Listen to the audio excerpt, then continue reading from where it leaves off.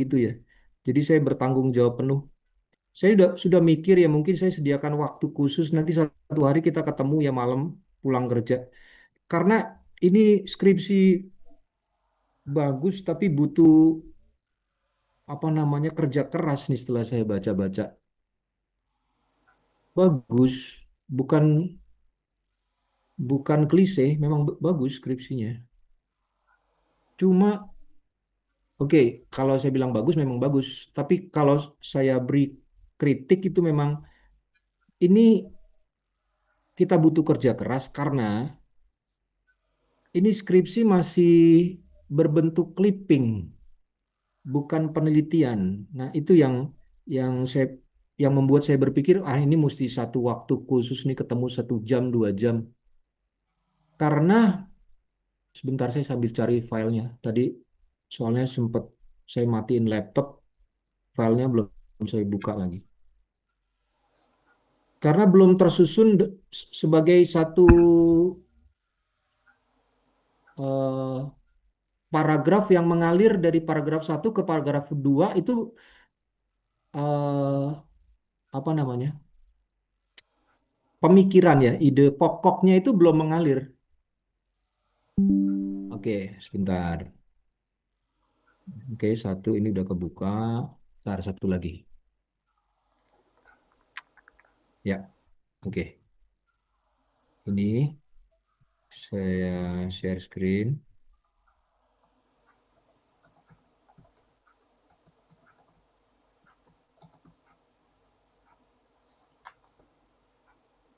Obet, kamu kan termasuk mahasiswa yang aktif ya untuk bertanya kepada pembimbing. Jadi kalau kamu gagal maju itu bukan salah kamu ya, saya tegaskan. Itu salah pembimbingnya. Jadi pembimbingnya yang bertanggung jawab.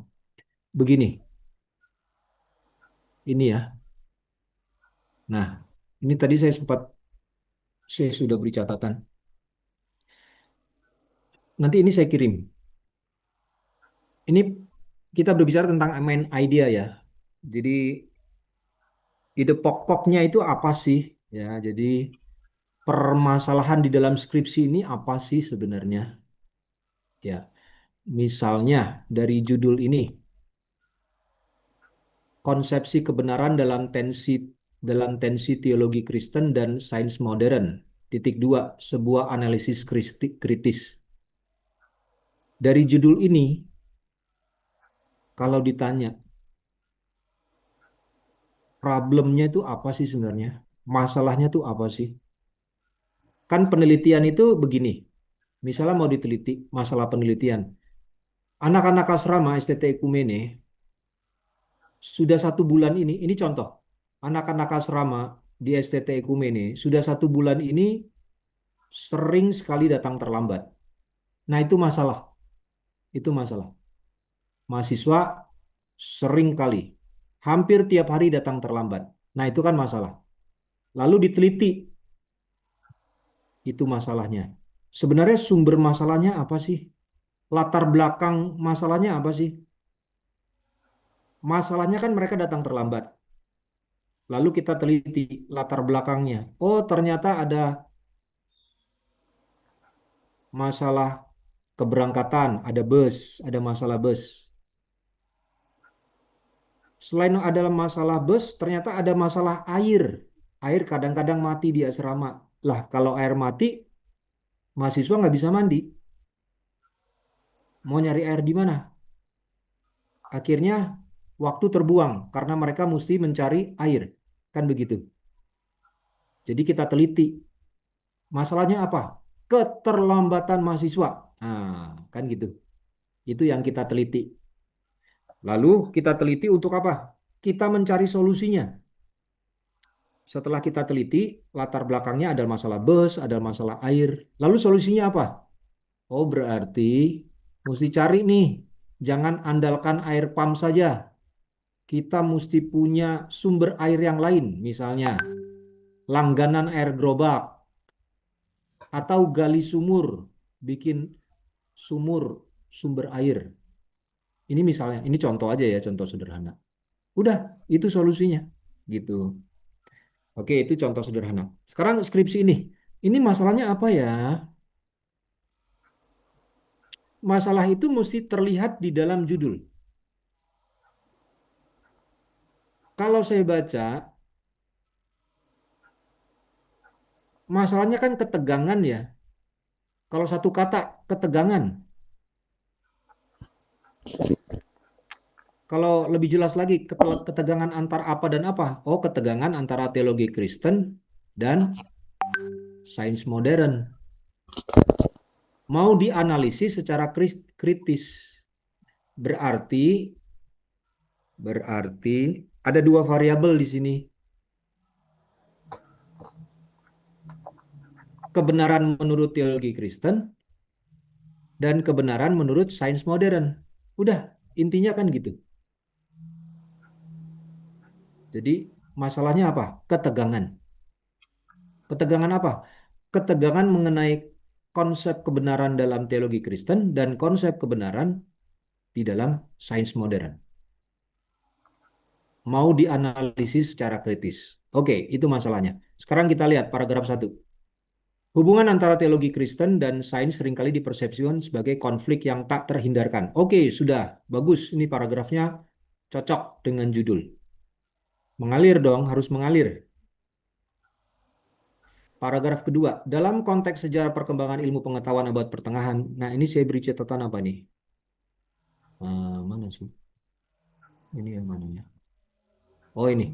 Sebaiknya paragraf ini difokuskan untuk menjabarkan sekelumit kisah Galileo, sekaligus ungkapkan fakta Copernican Revolution. Jadi untuk mempertegas, karena kan kamu membahas nih di paragraf kedua, Galileo dan kemudian Newton. Nah, saran saya fokus ke Galileo saja, supaya jangan melebar. Newton boleh juga, cuma kalau berbicara tentang tensi, ketegangan antara iman dan sains, itu lebih cocok kita pakai Galileo.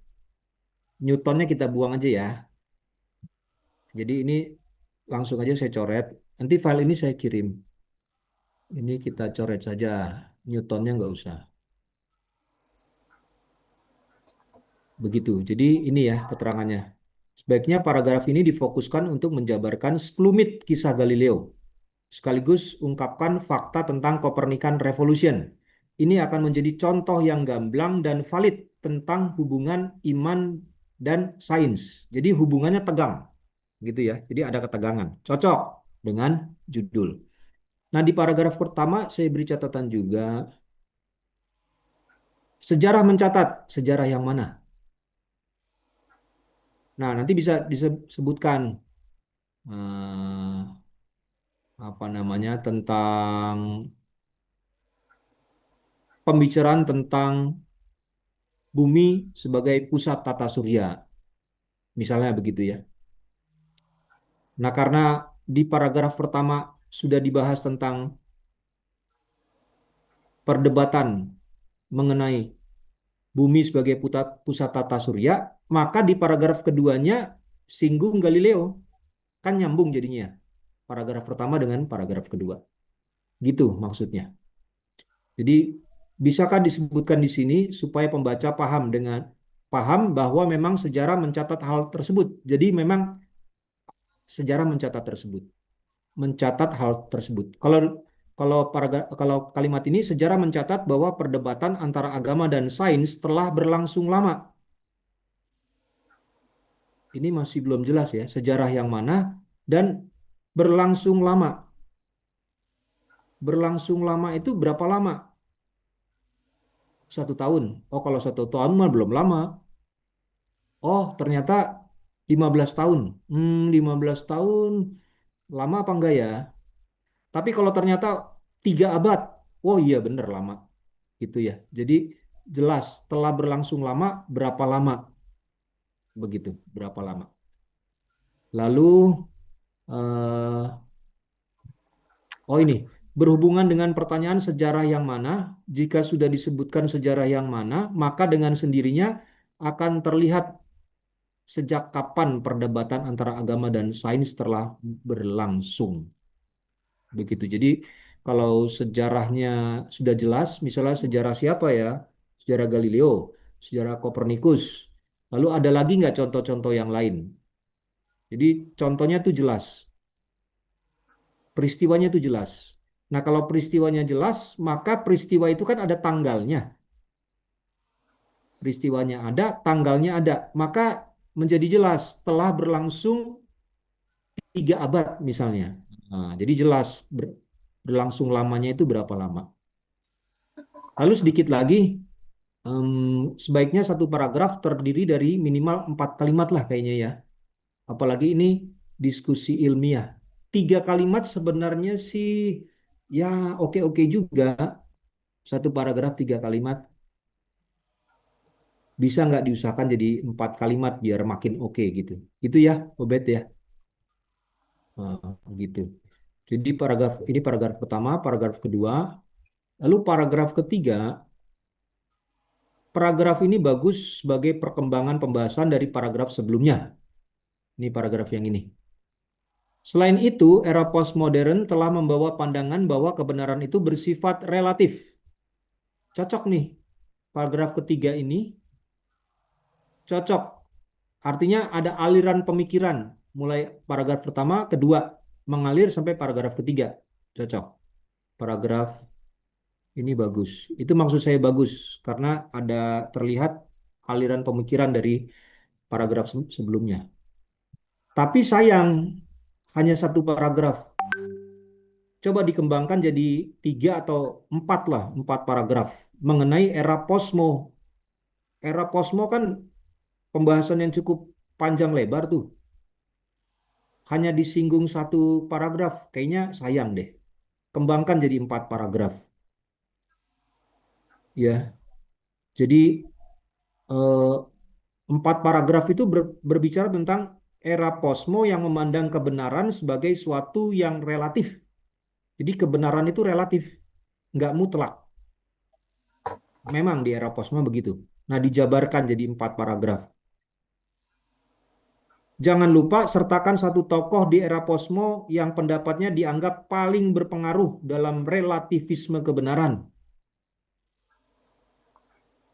Saran saya sih kamu singgung Derrida di sini. Jacques Derrida, Jacques, tulisannya Jacques Derrida ya. Nah, kalau kamu udah singgung satu nama, itu kamu bikin 7 paragraf, 8 paragraf juga bisa ya. Tapi nggak usah banyak-banyak, 4 lah. Tapi kalau kamu bisa buat 6 paragraf tentang Jacques Derrida di latar belakang ini boleh. Kenapa dia punya pandangan seperti itu? Begitu ya. Jadi untuk mendukung ini sudah bagus. Paragraf satu, 2 mengalir ke paragraf 3. Nah, ada persoalan nih di paragraf keempat. Ini bahasa khotbah, kalau bisa dibuang aja. Kutipan Dharma Putra ini bahasa khotbah ini. Nanti kita diserang nih, nanti kalau di ujian kita diserang. Karena mutlak tidak boleh bahasa khotbah. Ini paragraf keempat ini bahasa khotbah nih. Ini saya juga, saya cek di revisi sebelumnya apakah ini ada. Kenapa saya nggak perhatikan ya? Ini sebelumnya sebentar. Oh iya belum ada di file sebelumnya ini belum ada nih.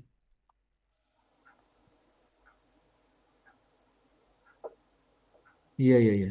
Oke, baiklah. Ini dibuang aja bahasa ini, paragraf ini karena ini bahasa khotbah. Namun di samping pemahaman teologis tersebut, perkembangan pesat dalam sains dan teknologi juga terus menguji pemahaman tradisional tentang alam semesta dan eksistensi manusia. Nah, ini redundant nih, pengulangan. Ini yang membuat kesan clipping itu muncul di sini. Eh, Paragraf ini sifatnya pengulangan dari paragraf ini, sifatnya pengulangan dari main idea di paragraf sebelumnya.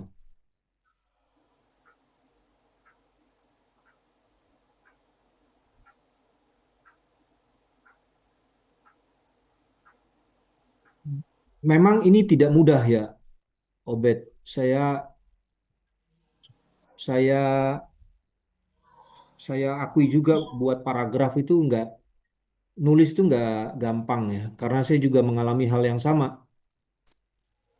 Ternyata membuat paragraf itu, kalau paragraf clipping sih bisa ya, jadi semacam clipping. Tapi untuk membuat aliran pemikiran yang yang enak dibaca itu tidak mudah. Ya, Obed silakan. Iya Pak.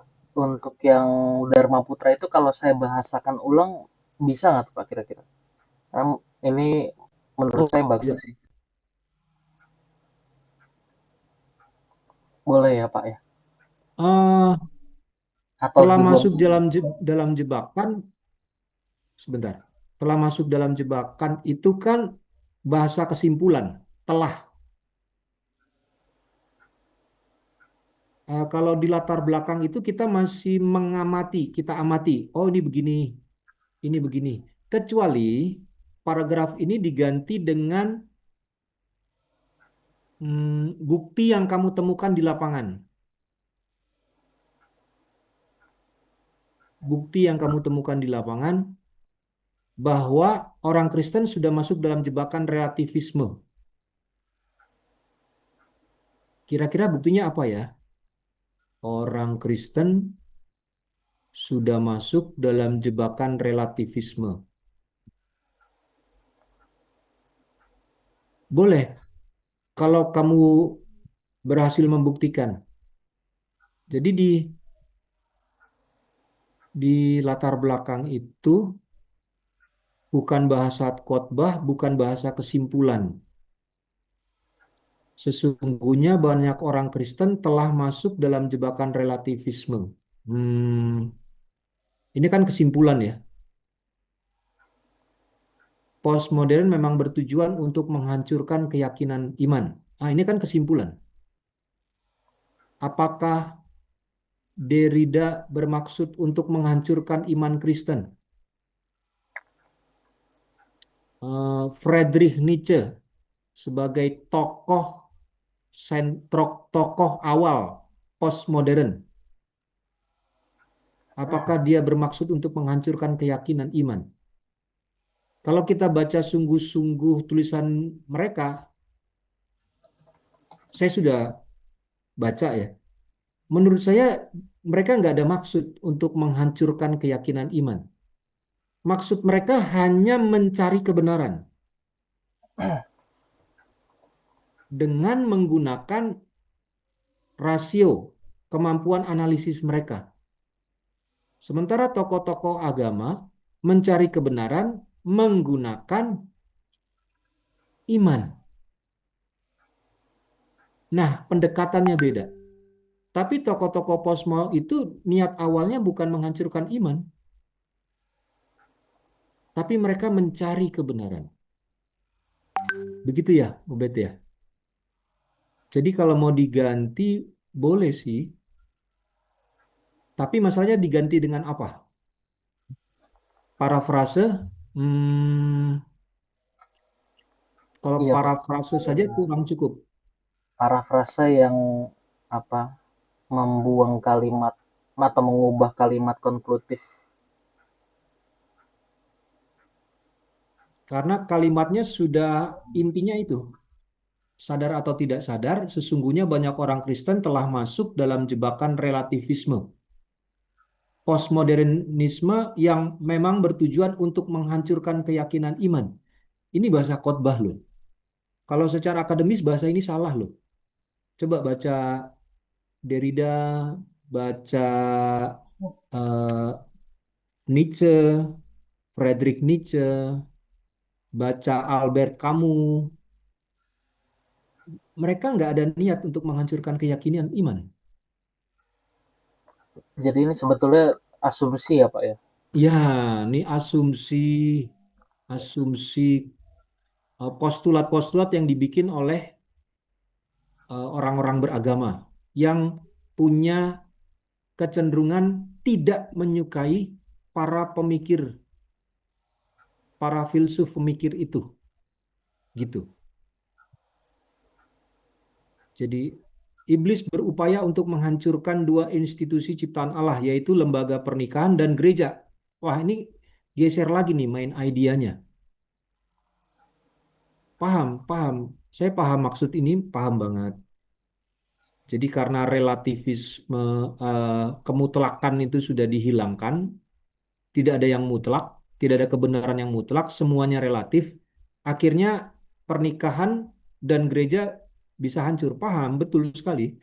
Karena laki dan perempuan, batasan laki dan perempuan kan sekarang sudah nyaris hilang ya di dunia barat ya. Jadi kamu terlahir laki, tapi kamu setelah dewasa mau memilih jadi perempuan, silahkan. Karena kamu nggak mutlak laki, kamu bisa kok jadi perempuan. Bener, itu bener.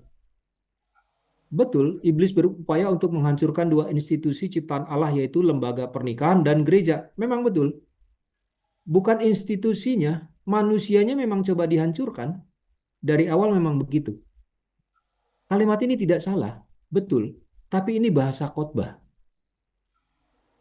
bukan bahasa penelitian.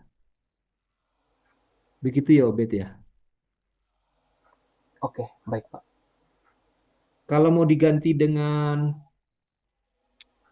bukti empiris, silahkan. Bukti empiris di lapangan ya. Bahwa banyak orang Kristen sudah masuk jebakan. Apa tuh? Saya juga senang. Saya juga menanti-nanti faktanya. Karena ini akan menjadi kemajuan apa namanya di bidang ilmu pengetahuan khususnya teologi pengetahuan tentang Tuhan ya. Ilmu pengetahuan tentang Allah. Jadi semakin banyak data dari lapangan, semakin banyak fakta yang diambil dari lapangan, itu justru semakin bagus buat penelitian ini. Jadi kalau mau diganti silakan, tapi saran saya diganti dengan data dan fakta dari lapangan bahwa memang banyak orang Kristen yang sudah masuk dalam jebakan itu. Begitu. Dan terus terang itu repot. Kamu mesti melakukan penelitian. Kamu mesti turun ke lapangan. Wawancara. Jadi makanya saran saya dihapus saja ini.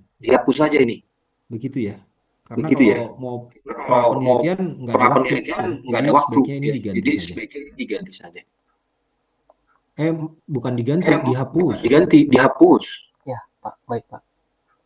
Nah, ini. Namun di samping pemahaman teologis tersebut, perkembangan pesat dalam sains dan teknologi juga terus menguji pemahaman tradisional tentang alam semesta dan eksistensi manusia. Ini pengulangan. Kan kita sudah bahas tadi Galileo. Kan pemikiran itu mesti mengalir ya. Nah, ini nggak mengalir, ini jalan di tempat. Pembahasan jadi menjadi jalan di tempat. Ini keterangannya.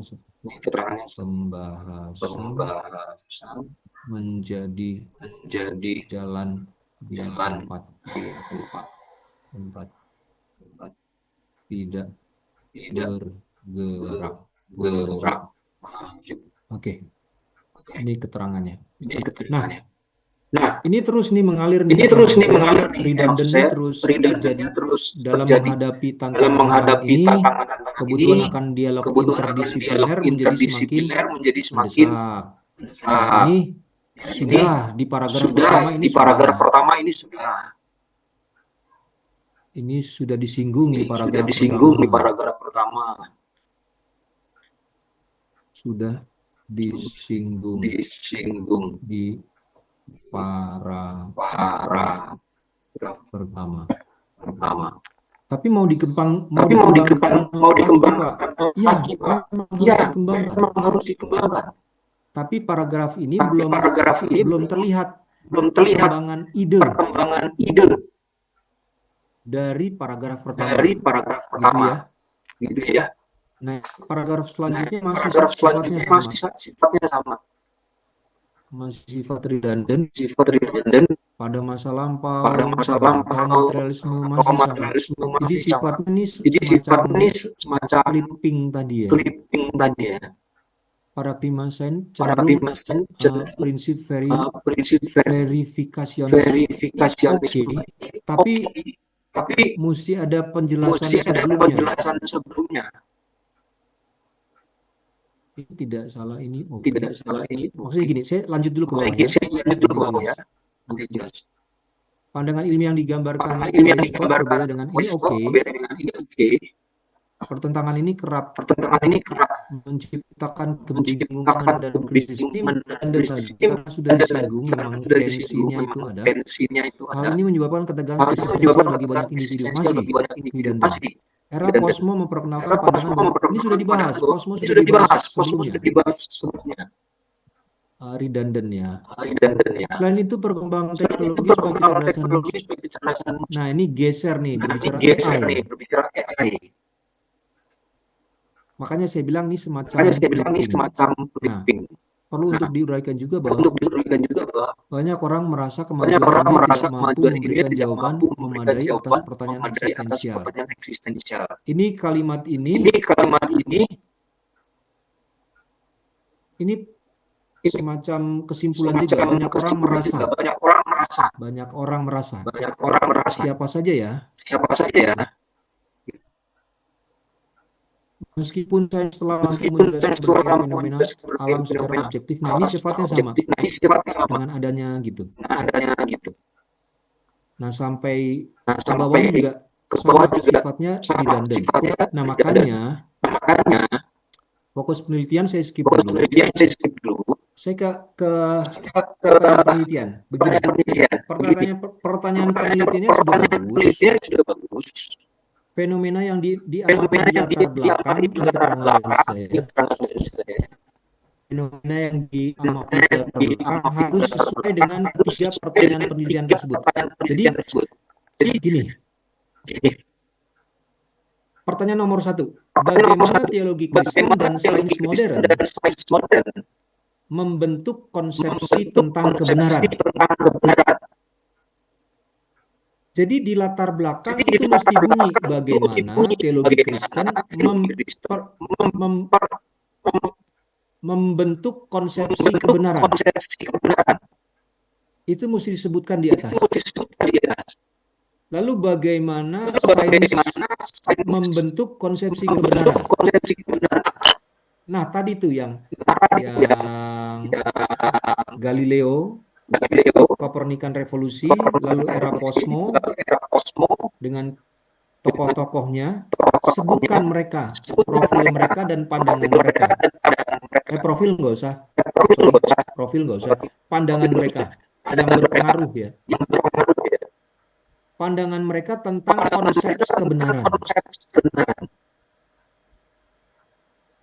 Karena di latar belakang sudah bunyi, maka ada pertanyaan yang seperti ini. Bagaimana sains modern membentuk konsepsi kebenaran? Nah, di latar belakang belum terlihat kesan-kesan bagaimana teologi Kristen membentuk konsepsi kebenaran.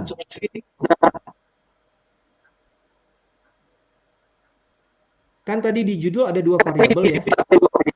Bagaimana teologi Kristen membentuk konsepsi kebenaran dan bagaimana sains modern membentuk konsepsi kebenaran. Nah, cocok antara judul dengan pertanyaan penelitian, cocok. Tapi masalahnya di latar belakang ini belum berbicara. Belum ada kesan-kesan tentang bagaimana teologi Kristen membentuk konsepsi kebenaran.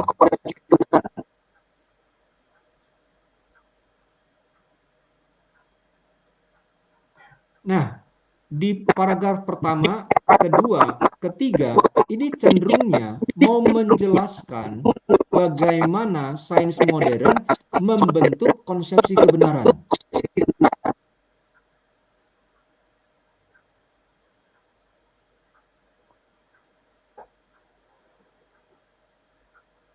Di paragraf selanjutnya belum ada kesan-kesan yang menunjukkan bagaimana orang Kristen membentuk konsepsi kebenaran. Makanya di apa namanya? Di ini ya, di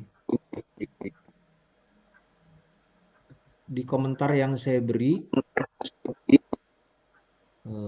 Sebentar. Saya stop share dulu. Obed, kamu di rumah apa di mana ya? Di rumah Pak, aman Pak. Sekali lagi ya, saya apresiasi banget usaha kamu. Kamu udah lemes banget, kelihatan matanya udah capek banget ya, pulang kerja. Oke, makanya nanti saya bertanggung jawab terhadap skripsi kamu nih.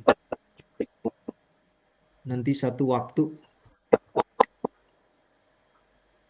hari Sabtu atau hari kapan yang kosong, kita ketemu deh 1 jam 2 jam untuk bahas ini. Ini saya coba bantu kamu ya.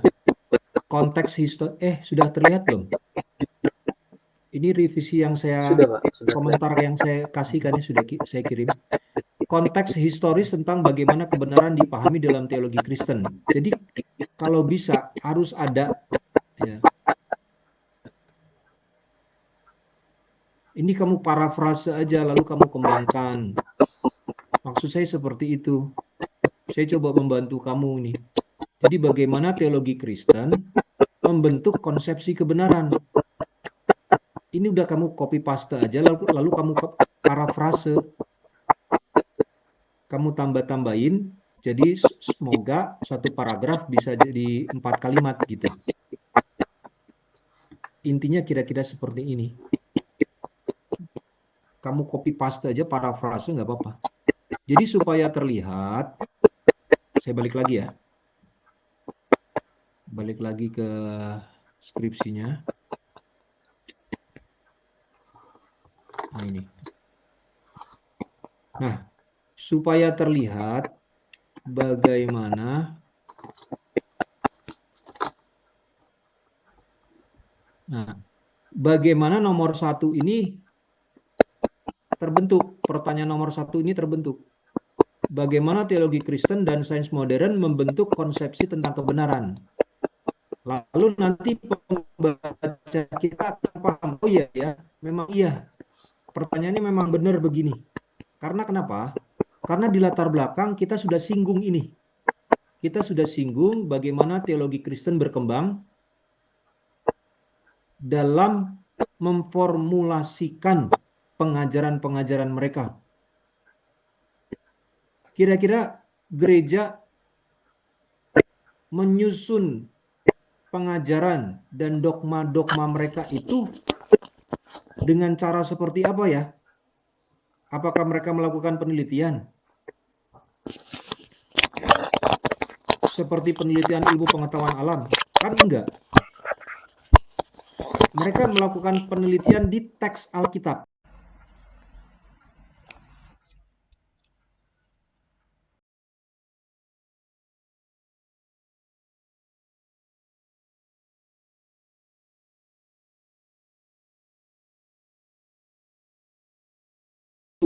Bagaimana kedua pendekatan ini berbeda dan di mana kesamaannya dalam memahami realitas.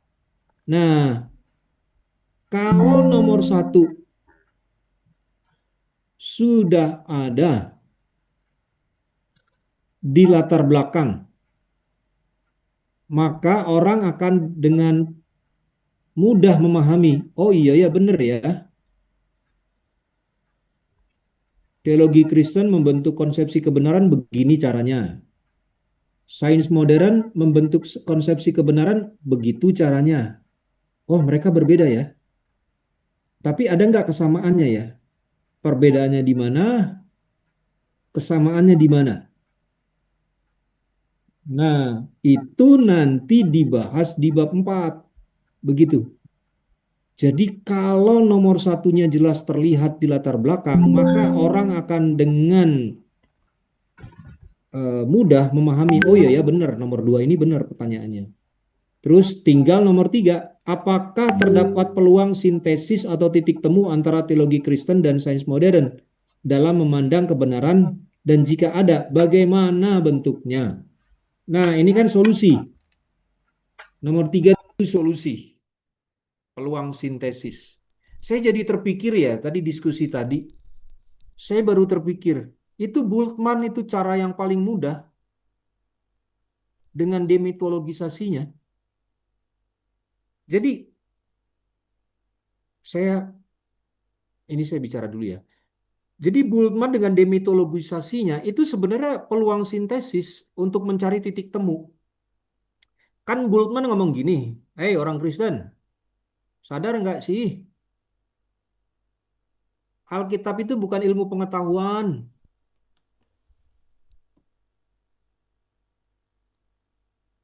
Alkitab itu bahasa-bahasa metafora, bahasa-bahasa mitologis. Coba, Tuhan Yesus kan ngomong, kalau matamu membuat kamu berdosa, congkel. Lebih baik kamu buta, tapi kamu masuk surga daripada kamu punya mata, tapi kamu masuk neraka. Lah, apa iya kita melakukan firman secara literal begitu? Terus Tuhan Yesus bilang, hei orang Kristen, kalau tanganmu membuat kamu berbuat dosa, potong. Lebih baik kamu buntung tangan tapi masuk surga daripada kamu punya tangan tapi masuk neraka. Lah apa iya kita mesti potong tangan kita karena kita berdosa? Kan enggak, itu bahasa metafora. Jadi di Alkitab itu banyak bahasa-bahasa kayak begitu yang sebenarnya masih satu rumpun dengan bahasa-bahasa mitologis, ya kan? Musa menulis kitab Taurat.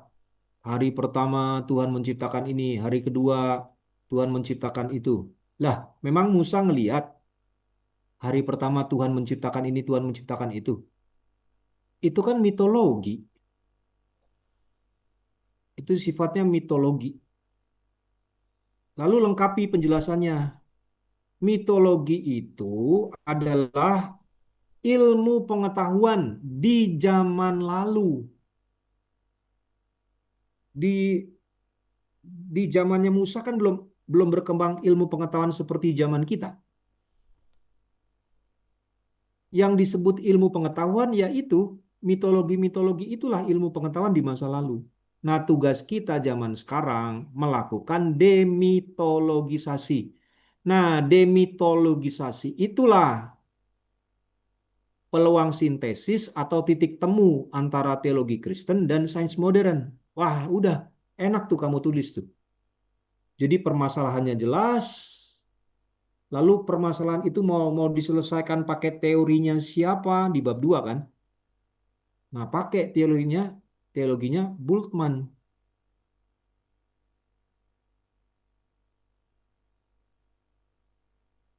Nah, sampai di sini Obed kira-kira dapat gambaran nggak ya? Makanya tadi saya bilang ini kita mesti kerja keras nih. Saya bertanggung jawab penuh. Iya, Trust me. Pak. Kalau kamu nggak gagal maju itu bukan salah kamu ya, salah saya. Iya, Pak. Izin tanya, Pak.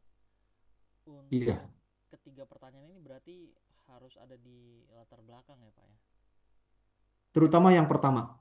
Oke, baik, Pak. Kalau yang pertama itu jelas, orang akan baca, oh iya ya, nomor 2 masuk akal. Kalau nomor satu pertanyaannya begini, maka pertanyaan nomor 2 mengatakan begini, iya benar. Terus nomor 3, iya benar. Ini aliran pemikiran. Kan nomor satu, bagaimana teologi Kristen membentuk konsepsi kebenaran? Bagaimana sains modern membentuk kebenaran?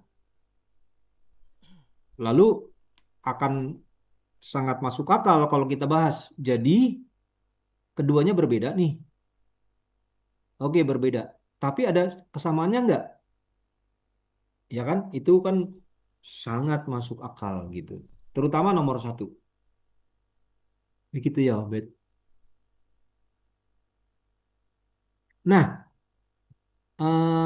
bagaimana sains modern membentuk konsepsi kebenaran? Nih, kamu singgung ini. Jadi ini sudah benar sebenarnya. Yang mana tadi?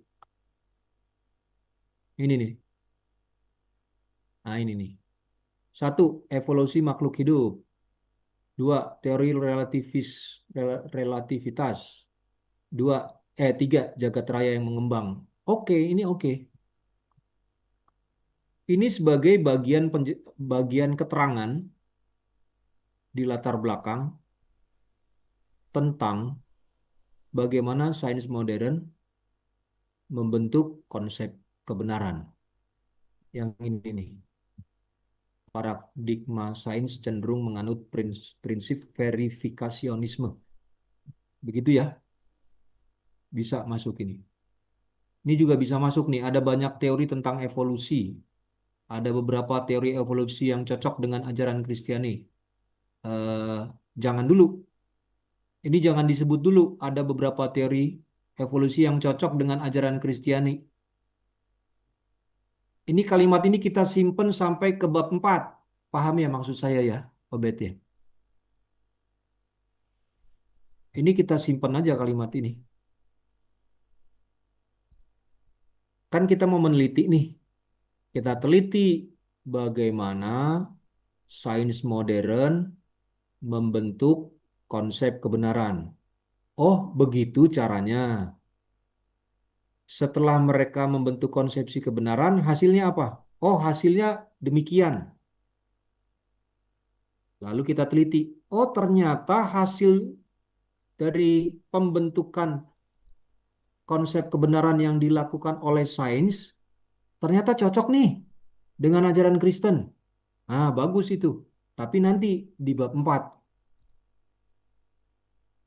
jangan dibunyikan di sini di bab 1. Salah satu teori evolusi yang jelas-jelas tidak sesuai dengan ajaran Kristen adalah teori yang mengatakan bahwa umat manusia berevolusi dari materi yang mati melalui suatu proses yang benar-benar kebetulan. Sama juga ini. Ini bahasa kesimpulan bahwa teori evolusi itu tidak sesuai dengan ajaran Kristen. Benar sih, tapi jangan di sini, jangan di latar belakang. Latar belakang tuh isinya pengamatan. Kita amati fenomena-fenomena yang ada. Jadi fenomena yang ada kita amati tuh. Oh, gimana sih para saintis mengkonsep kebenaran bagaimana sih? Jangan dulu kita nilai ini konsep mereka salah.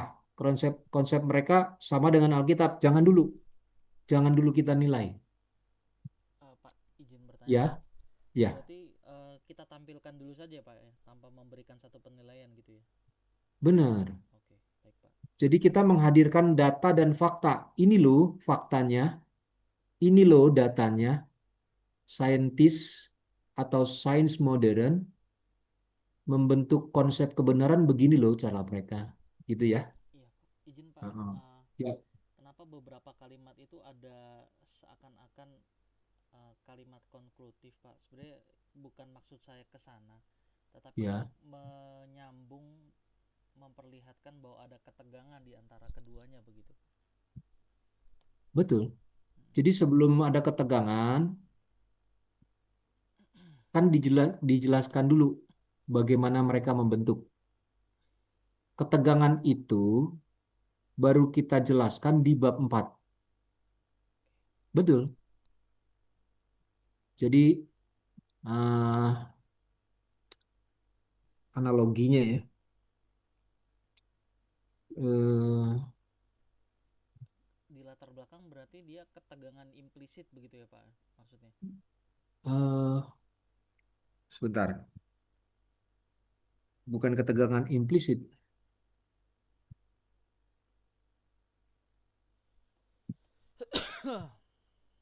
Begini, orang Kristen percaya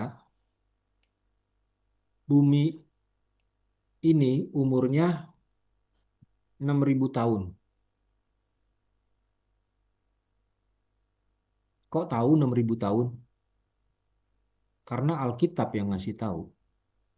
Oh gitu ya. Iya, iya, iya, iya. Dari mana 6.000 tahun? Ya dihitung aja. Dari Adam ke Abraham berapa tahun? Dari Abraham ke Musa berapa tahun? Dari Musa ke Daud berapa tahun? Dari Daud ke Tuhan Yesus berapa tahun? Dari Tuhan Yesus ke kita berapa tahun? Nah, ketemu tuh. Nah, itu bagaimana teologi Kristen membentuk konsep kebenaran, khususnya tentang usia bumi ini. Jadi usia bumi berapa? 6.000. Oke. Sekarang kata sains usia bumi berapa? 75.000. Loh, kok beda? Nah, itu kan ada ketegangan. Jadi kita uraikan. Contoh, mungkin ini bisa masuk ya. Bisa masuk aja di latar belakang kamu bahasakan. Sebagai contoh, usia bumi. Pembahasan tentang usia bumi. Iman Kristen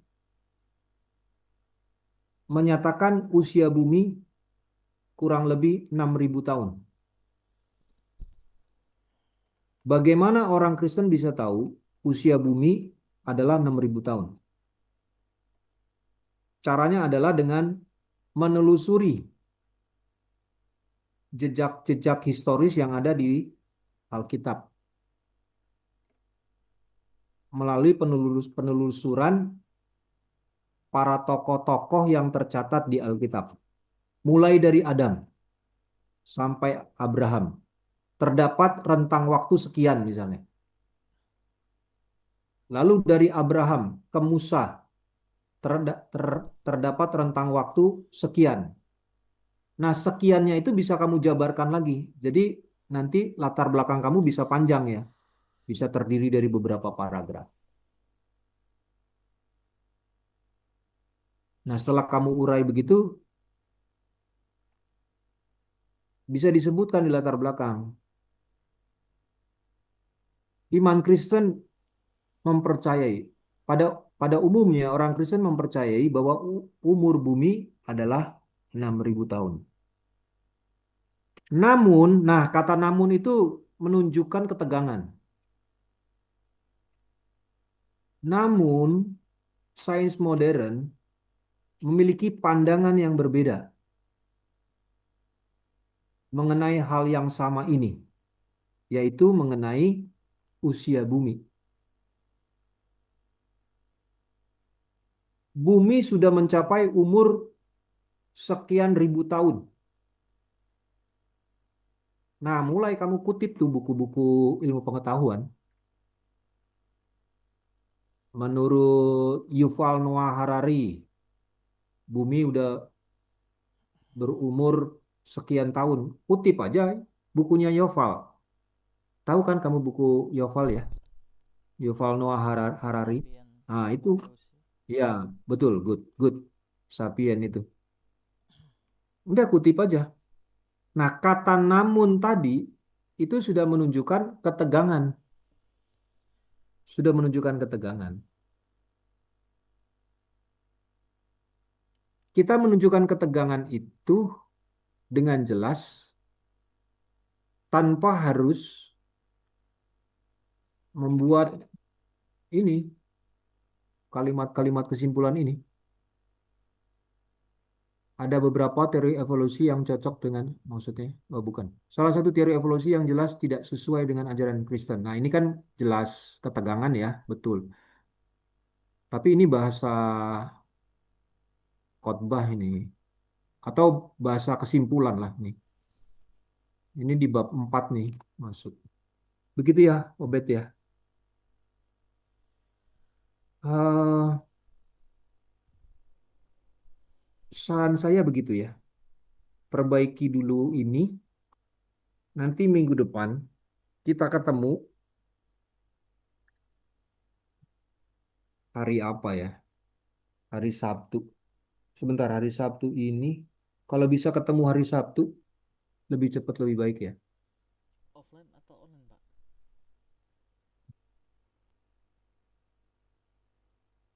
Bisa onsite, bisa online. Oke. Mungkin hemat waktu online ya. Kan begini kan enak juga ya, bete nggak apa-apa kan ya. Iya, nggak apa-apa. Saya malah apa ya? Lebih mudah sambil mencatat ya di meja ya. Oh iya, good good. Ya bener, online aja. Hari Sabtu aja ya. Kita Oke. ketemu Sabtu pagi mungkin. Jam Sebentar, Sabtu pagi nggak bisa saya. Eh, aduh, Sabtu saya udah janjian sama orang lagi. Di Eh, minggu dari Senin sampai Jumatnya Bapak ini ya, full ya Pak ya? sebentar. Sabtu malam, Sabtu malam, Oke Pak, bisa Pak. kayaknya saya bisa deh Sabtu malam. Sabtu malam ya, Iya Pak, baik. Jam berapa Pak? jam jam 8-an nih. Sabtu ini apa Sabtu depannya lagi Pak? Sabtu ini. Oh siap. Lebih cepat, lebih baik.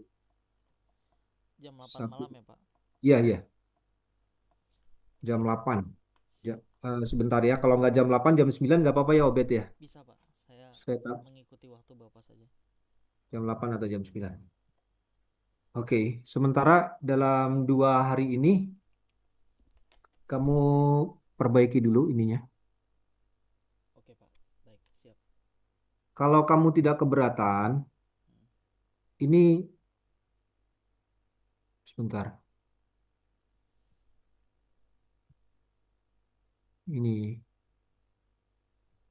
Ini kalau kamu tidak keberatan, yang saya sudah kirim ke kamu ini kamu copy paste aja di itu parafrase Iya, oke Pak. sebagai penjelasan mengenai bagaimana teologi Kristen membentuk konsep kebenaran. Begitu sambil ditambah-tambahi satu paragraf jadi minimal 4 kalimat begitu. Iya, Nanti siap. setelah kamu buat, saya bisa revisi, revisi lagi kan gitu ya. Nanti hari Sabtu. Begitu ya, Bet ya. Iya, oke Pak, siap. Dari saya itu aja dulu. Oke Pak. Eh, di Sevima itu kan ada yang harus di ACC dosen pembimbing ya Pak. Saya belum masuk Saya, sih ya. ya Pak Junis sepertinya belum ACC dari yang sejauh Sekarang ini Pak. aja saya ACC. Sebentar, sekarang aja nih saya ACC. Sebentar, sebentar ya. Kadang-kadang eh, saya tersesat di Sevima soalnya, Obed. Minta maaf ya. Bukan saya nggak mau. Saya ada video tutorialnya sih Pak dari Sekpro. Mungkin Bapak mau lihat Sebentar. Coba kamu lihat ini Sevima saya. Saya klik di mana ini ya untuk di bagian perkuliahan. bimbingan, Bimbingan, sorry Pak. konsultasi. Kamu ngelihat saya nggak? Lihat Pak. Ini ya, di sini bukan sih? Eh, bukan Pak. Coba diklik lagi Pak bimbingannya Pak. Mundur ya. Iya. Kan bimbingan nih. Mm-mm. Sebentar Pak. Konsultasi harusnya Pak. Atau tugas akhir Pak. Proposal tugas akhir. Sambil kamu lihat tutorial kamu itu. Nah, ini dia Pak. Yang paling atas Pak. Oh ini ya, detail ya. Iya Pak. Lihat daftar bimbingan. Oh bukan. Oh bukan. Tugas akhir.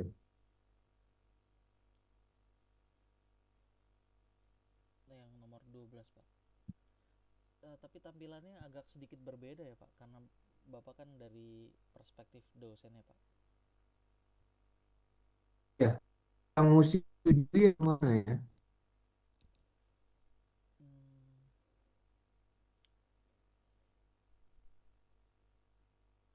rekap Ntar dulu. percakapan bimbingan coba Pak. Rekap percakapan bimbingan.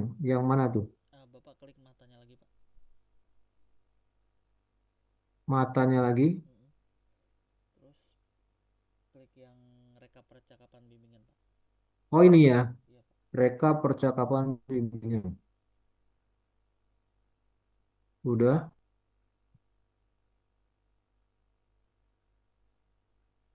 Rekap percakapan bimbingan. Loh, kok belum nyambung Bimbingan Pak? ini.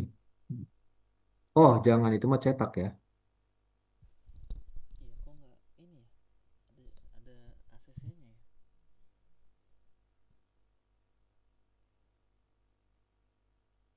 Data. Bimbingan proposal. Bimbingan proposal. Ini apa? Disetujui. Data nomor. Mestinya di sini nih. Karena ini ada kolomnya disetujui. Iya. Ya enggak? Tapi kok saya nggak bisa ngapa-ngapain di sini nih. Aduh, ini saya bingung sih Pak. Kalau dari CV sama Bapak ya mungkin Bapak bisa tanyakan ke Bu Febi Pak. Iya, iya, iya. Mungkin itu yang harus saya lakukan deh. Mm-mm. Karena Jadi saya mohon maaf, saya minta maaf ya, Obed. Bukan saya nggak mau setujui. Kadang-kadang saya nggak ngerti saya mau setujui bagaimana caranya. Ini contohnya nih. Kan kayaknya mesti di sini kan, Obed ya. iya mestinya Pak. Mestinya di sini. Tapi ternyata kok saya nggak bisa ngapa-ngapain di sini. Aksi tuh. Apa yang terjadi nih? Bimbingan proposal, syarat ujian, syarat ujian.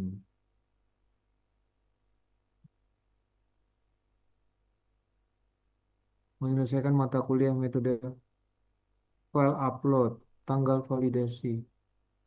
Waduh, nggak ngerti nih. Ya, saya mesti tanya sama Feby. Tapi masalahnya besok tuh libur. Iya Pak, benar Jadi Pak. saya baru bisa tanya hari Jumat ya. Iya, iya Pak. Bet. Izin mengingatkan boleh ya Pak ya? Boleh, boleh. Terima kasih saya diingatkan. Boleh banget loh. Karena saya Jangan deg-degan juga Pak. sungkan-sungkan. Sebulan lagi.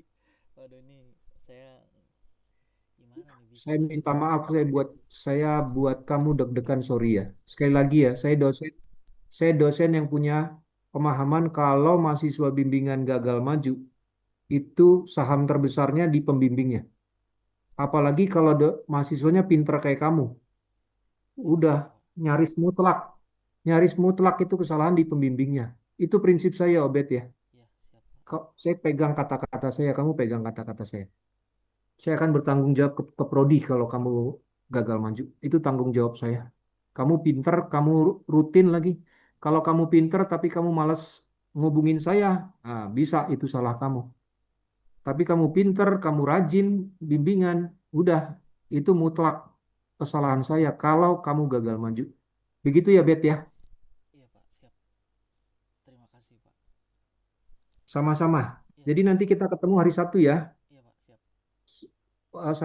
2 hari ini kamu coba revisi sesuai dengan pembicaraan kita pada malam hari ini.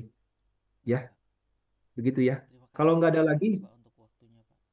iya, sama-sama, sama-sama, Bet. Oke, kita sudahi ya. Iya Pak. Kita Terima live kasih Pak. meeting ya. Tuhan berkati ya, Obet Tuhan ya. memberkati Maju juga terus. Pak. Siap Pak. Nah,